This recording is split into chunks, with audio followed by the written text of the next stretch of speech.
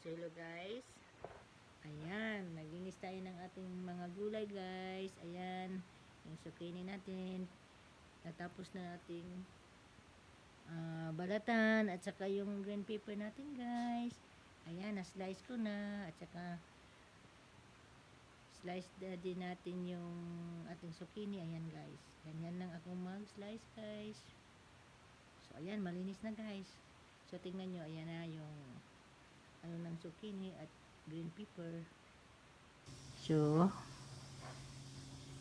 prepare na natin ito guys kasi mamaya magluto tayo ng mag stir fry pala tayo guys ng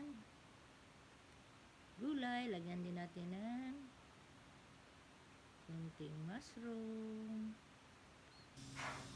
at saka shrimps mamaya, yung shrimps na may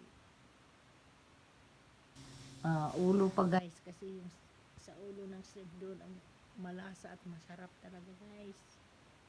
So ayan guys, natapos na natin. So ayan, tingnan nyo guys.